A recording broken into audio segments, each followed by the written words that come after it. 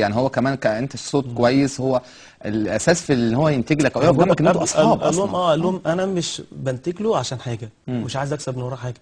الحمد لله بسم الله ما شاء الله عندي وعندي ربنا يزيده يعني. فانا مش محتاج حاجه من حتى لو جالي ملايين، انا الحمد لله مش محتاج حاجه. والله انا بنتج له على اساس هو حبيبي واخويا، مم. وربنا يدوم المحبه بيننا يا رب. وانا عايز اقول له انا بحبك جدا جدا. ربنا يخليه لك يا كل سنة رب وانت وتفضلوا طيب. اصحاب كده على طول، وانا يا سعد يا بختي بيك. تيجي نسمعها؟ ماشي. انا الاغنيه ديت ده على فكره. الغنوه دي هو غناها. غناها. غناها صوته، وقعدنا نضحك ونهزر في اليوم ده جامد جدا.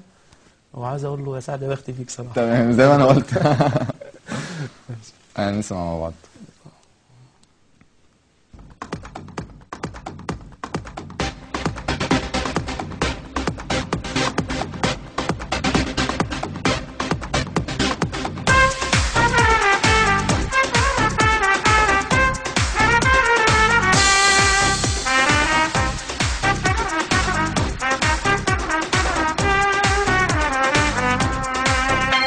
يا سعد يا بختي كويس يا اختي، يا بعدك خير كتير انت اختي، خلاص دوختي صبرت كتير وفينا، لا انا ولا قلبي بقينا طايقين مسكينة، لو فاكراني اتعب لي يومين وفينا، لا انا ولا قلبي بقينا طايقين مسكينة، لو فاكراني اتعب لي يومين واجيب لك من الخلاصه، ده انا الصايع بالوراثه هعرف غيرك بديتي.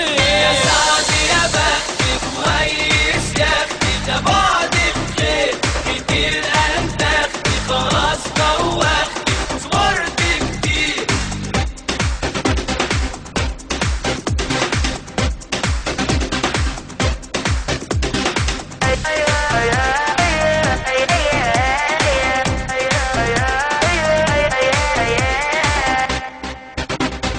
ابعد يلا انا هكسر قله وداني على الله، اشوفك بقى هنا انت في سكه وقلبي في سكه، ده حبك سكه وانا اتكبست انا. ابعدي يلا انا هكسر قله وداني على الله، اشوفك بقى هنا انت في سكه وقلبي في سكه، ده حبك سكه وانا اتكبست انا. وفينا لا انا ولا قلبي بقينا طايقين مسكينة، لو فاكراني اتعب لي يومين واجيب لك من الخلاصة، ده انا الصايع بالوراثة هعرف غيرك بديتي. يا سعد يا بختي كويس يا اختي، ده بعدك خير كتير انت اختي، خلاص دوختي صبرت كتير.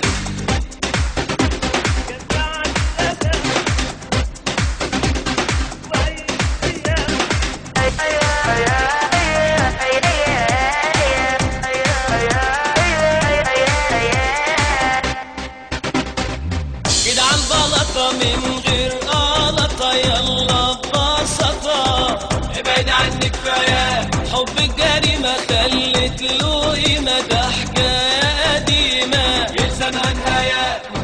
كده عن بلطة من غير غلطة يلا ببساطة، ابعد عني كفاية حبك جريمة خلت له قيمة، ده حكاية قديمة يلزمها نهاية.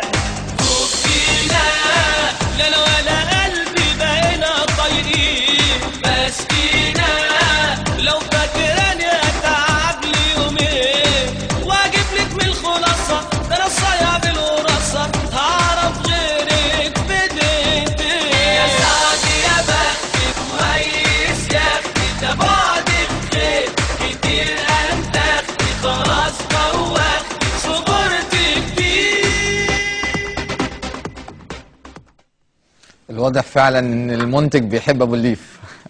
يعني انا حسيت برضه في الاغنيه دي فيها روح برضه ابو الليف. لا انا صراحه يعني حبيت اللون بتاعه برضه. لا هو الاغنيه حلوه جدا. لا ولايقه عليك برضه يعني الافيه والافكار والحاجات دي. احكي لي عن الاغنيه دي، يعني انا برضه اغنيه عجبتني يعني حلوه قوي. الغنوه ديت يا سعد يا بختي طبعا كانت كلمات استاذ علاء عطيه، مم. والحان الملحن الجميل قوي والفنان الشامل استاذ عصام اسماعيل. عصام اسماعيل. على المستوى الشخصي اخويا الكبير. ربنا يخليك له. وطبعا توزيع النجم تامر صقر. تامر صقر. طبعا هو اللي موزع لي الالبوم كله استاذ تامر صقر يعني. مم. فعايز اقول لك يعني الجروب كله عامه يعني كويس جدا في الاغنيه. اتعملت الغنوه، انا طبعا تامر قال لي تعالى يا احمد اسمعك غنوه حلوه قوي. قلت له ايه؟ قال لي بس احنا عملنا 6 اغاني في الاول يعني في الشريط، فكان ناقص غنوتين.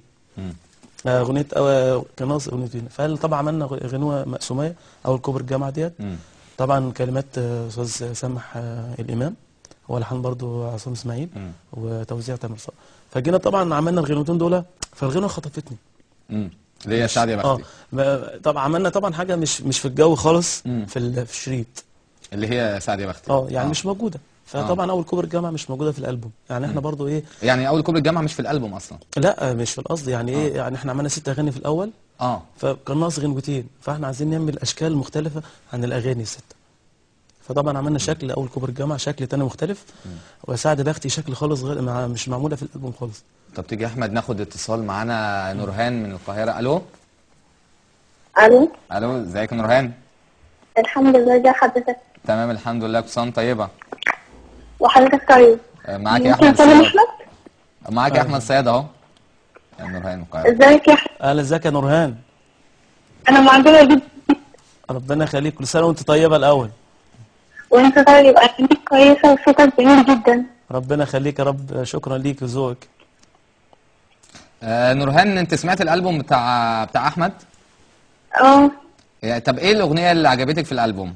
طبعا احنا هنقول الاغنيه الالبوم كله حلو، بس الاغنيه اللي علقت معاكي اللي عجبتك اكتر اغنيه في الالبوم؟ ايه؟ اكتر اغنيه في الالبوم؟ مع تحياتي لكل من جمال حياتي. تمام، يعني برضو الناس دي عماله تشكر في الاغنيه دي كتير، فانا مشتاق ان انا اسمعها. ان شاء الله. ميرسي جدا يا نورهان، كل سنه طيبه، وهنسمعها باذن الله مع احمد النهارده. وحضرتك طيب. مع السلامه. ميرسي جدا. ايه الاغنيه دي؟ يعني زي ما تقول بتمس قلوب الناس. الناس كلها عايشاها. دراما هي. وانا كمان عايشها. فانت عايشها. يعني انت عملت عايشها. يعني انت حبيت الاغنيه دي، ويعني وصلت ان انت حببت الناس في الاغنيه دي عشان انت حاسسها وعايشها. طبعا الحمد لله. يعني انا اكتر غنوه اعتبر غنيت علشان خاطر حابب الغنوه رقم 1. تاني حاجه يعني عشت منها قصص كتير قوي. مش قصه واحده، قصص كتير. يعني الاغنيه مجموعه قصص. مجموعه قصص يعني الغنوه نفسها بتكلم اي حد. طب تحب من هنا تقول ايه لمين؟ اقول براحتي يعني من غير زعل. انا عايز اقول يعني اول حاجه شكر خاص يعني للراجل اللي وقف جنبي، المنتج اللي هو مش منتج اصلا من الاساس بس صديق SK. ان انا بعزك جدا جدا جدا، ومهما يفرقوا بينا ومهما يحاولوا ان هم يوقعوا بينا، انت اخويا وفي بينا عيش وملح، وربنا يدوم المحبه بينا على طول يا رب. يا رب يا احمد. وتاني الشكر طبعا انا بشكر الكاست كله بتاع العمل الالبوم، بدايه من المؤلفين احمد سامي والملحنين احمد سامي وعلى عطيه وسامح. طب تعرف انا ايه بعد كده؟ اقول ايه بعد كده؟ لا، ايه بعد كده؟ يعني انت عملت البوم وعملت كليب، ويعني الالبوم انت بتقول بقى له يعني 4-5 ايام، يعني ايه بعد كده؟ هتعمل ايه بعد كده؟